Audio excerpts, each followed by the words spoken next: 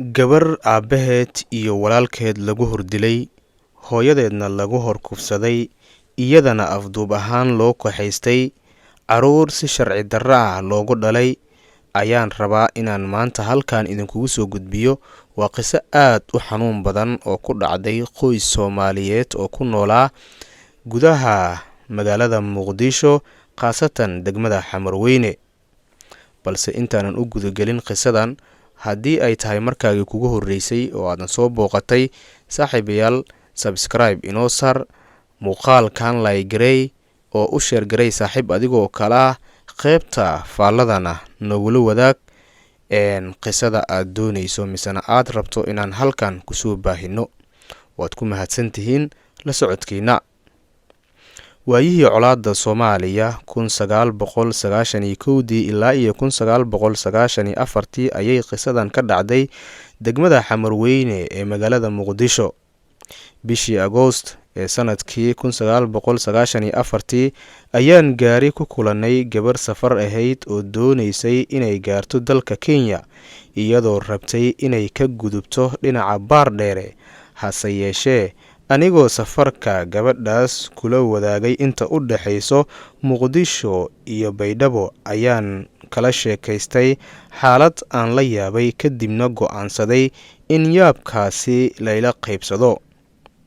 Markii aan Baydhabo gaarnay, waxaan ku degnay isku guri, taasoo ii sahashay inaan gabadha ka waraysto waxa ku dhacay, waxayna iiga sheekaysay qiso yaab leh oo xasuus iyo xanuun badan.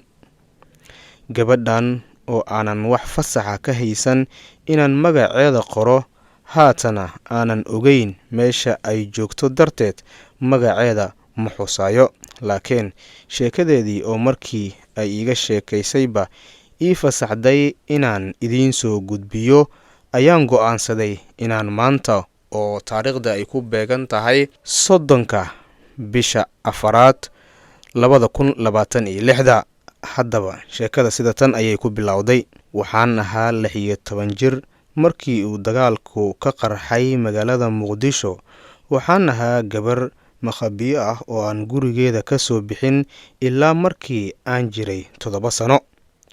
Waxaan ka koobnay 6 caruur ah oo ila dhalatay iyo hooyo iyo aabe. Reerkeenna waxa uu ahaa reer ladan oo waxaan lahayn jirnay dhowr dukaan oo ku yaala inta u dhaxaysa Ceelgaabta iyo Baarnaba Jante ee agagaarka masaajidka Marwaas. Markii ay dagaaladu dhaceen oo dhibaato badan loo geysanayay dadka aan beelahooda hubka haysan, wuxuu qoyskeenu noqday mid ka mid ah qoysaskii dhibaatadii ugu ballaarneed loo geystay. Xilli galaba ayaa gurigeenna oo ahaa 3 dabaquna yaalay agagaarka koodka Malayga, waxaa noogu soo galay koox maleeshiya ah oo ka kooban ilaa iyo 10 qof. Waxay iridda bannaankeeda ka soo bilaabeen inay xabado guriga ku soo ridaan, dhinacyadana waxay u ridayeen xabado kale. Cabsitii ugu darnayd ayaana soo wajahday. Waxaan galnay walwalkii ugu weynaa. Maleeshiyaadkii 5 ka mid ah ayaa markiiba guriga horay u soo galay, 5tii kalena bannaanka ayay ku sugnaayeen si ay difaac ugu noqdaan. Ugu horreyn waxay baas ku fureen walaalkayga oo ahaa kan igu weyn, curadka aabahay ahaa balse aan hooyaday dhalin. Si xun ayay u dhaawaceen, isagoo dhiigbaxaya ayuu kushiinka agtiisa ku rafanayay. Hooyaday naxdin ayay dhulka ugu dhacday, wayna wareertay. Kooxdii waxay qori baadkiisa ku garaacayeen aabe, waxayna weydiinayeen inuu sheego meesha lacagta iyo dahabka ay ku jiraan. Aabe si uu naftiisa u badbaadiyo ayuu u sheegay meelihii wax kaydka ah noogu jireen oo dhan. Waxay ka qaateen furayaashii, waxayna dhaceen in ka badan 60,000 oo dollar iyo dahab gaaraya 200,000 oo garaamo dahab. Haddana kuma aysan qancin markii uu sheegay inaysan wax kale jirin. Waxay ku yiraahdeen ashahaado. Markii uu ashahaatayna waa ay dileen. Waxay xabado kaga dhufteen wejiga iyo caloosha. Aniga way kaxaysteen. Inta ay qaar aabahay dilayeen, qaar kalena waxay kufsi ku bilaabeen hooyaday, anigana indhaha ayay garbasaar la iga xiray, waxaana la igu saaray gaarigii ay wateen. Waxay ii sheegeen inaanan hadlin, haddii aan ooyana la ii dili doono. Oohintii ayaan ceshan waayay, waan suuxay. Dariskii way ogaayeen waxa meesha ka dhacaya, balse cidna nooma soo gurman. Ilaahay baa arxan ku filan. Waxaa la ii geeyey guri weyn oo ay ka buuxaan mooryaan. Waxaa la ii sheegay inaan afduubanahay, xitaa ma fahmi karin waxa afduub yahay. Af Soomaaliga dhib ayuu igu ahaa. Habeenkii ugu horreeyay waxaan sugayay waxa igu dhici doono. Ninkii madaxda u ahaa ayaa igu yiri inaan xaaskiisa ahay, oo wuxuu i dhahay xaaskayga ayaa tahay, haddii aan diidana la ii dili doono. Isla habeenkaas ayuu bilaabay dhibaatooyinkii ugu darnaa. Wuxuu igu amray inaan jaad afka u gelgeliyo, wuxuuna igu yiri waan wada qayilaynaa, aniguse ma fahmin arrinkaasi. Habeenkaas ayay bilaabatay noloshii ugu mugdiga badnayd. Muddo kadib wuxuu i geeyey guri ay dadkii ka qaxeen, wuxuuna igu yiri inaan xaaskiisa ahay. Halkaas ayaan ku dhalay wiilkaygii curudka ahaa, balse kuma uusan dhalin wax mehir ah. Wuxuu mar ii keenay dahabkii hooyaday. Waan garanayay inuu ii keeni doono. Qaar ayaan iibiyey si aan cunto xalaal ah u helo. Wuxuu habeen walba ii sheegi jiray dembiyada uu galay, dilal, dhac iyo afduub. Aniga mar walba waxaan sugayay in la ii dilo. Guriga kama bixi karin. Markasta wuxuu igu xiri jiray silsilad. Deriskana wuxuu ugu sheekayn jiray inaan ahay naag xun. Waxaan ku dhalay 3 carruur ah, 1 gabar iyo 2 wiil, welina la ima mehersan.